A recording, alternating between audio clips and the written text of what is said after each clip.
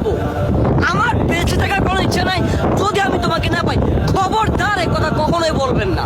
আপনাকে এত বড় সাহস কে দিয়েছে যে অন্যের জন্য নিচে মরা যাবেন? আপনার জীবনকে ওই বেগানা নারীর জন্য সৃষ্টি করা হয়েছে নাকি? আপনার কি মাথায় ঘিলু নাই? এই দুনিয়াতে আপনি নারী কেন এসেছেন যে আপনি যদি ওকে না পান তাহলে আপনি মরে যাবেন? আরে কিসের মায়া, কিসের মহাব্বত? এই মহাব্বত নিয়ে কবর দিতে পারবেন? এই ভালোবাসা নিয়ে কবর দিতে পারবেন?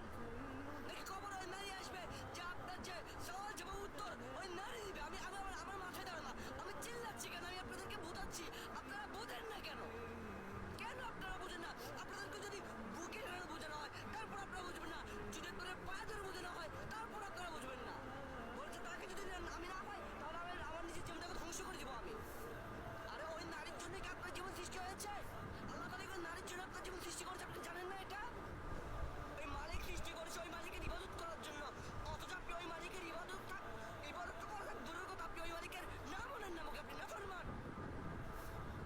আপনি আরেকটা দেখলেন নারীর জন্য নিজের জীবন ধ্বংস করে দিবে, এখন বলবো যে তুমি ছোট, তুমি কি বুঝো? আরে আপনারা বড় হয়ে কি বুঝলেন? বড় হয়ে কতটুকু বুঝলেন? আল্লাহ চিনলেন না, নবী চিনলেন না, চিনলে শুধু নারী আর নারী। জীবনটা চিরস্থায়ী, আমি বলছি না জীবনটা চিরস্থায়ী নয়। আমি এই ছোট বয়সে যতটুকু শিখতে পেরেছি আলহামদুলিল্লাহ, আরো শেখা জরুরি আমার, অবশ্যই শিখবো। আজ আপনারা অবুঝ হতে হতে জাহান্নামের দিকে দৌড়ে যাচ্ছেন, এগুলো দেখে আমার কষ্ট লাগে ভাই।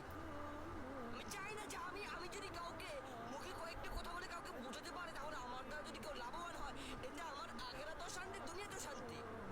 আপনারা কেন একটা নারীর জন্য নিজের জীবনটা ধ্বংস করবেন কেন? হ্যাঁ, ওই নারী আপনাকে স্বর্গে নিয়ে যাবে, যেটা আল্লাহ তাআলা বলেছে হারাম। হযরত মুহাম্মদ সাল্লাল্লাহু আলাইহি ওয়াসাল্লাম বলেছেন হারাম, এটা হারাম। তাই বলছি ছোট ভাইয়ের কথাগুলো মাইন্ডে লাগাও, একটু ভাবো যে আমি যাহা করছি, ওই যে নারী বলছি যে ওই নারীকে না পেলে আমি মরে যাবো,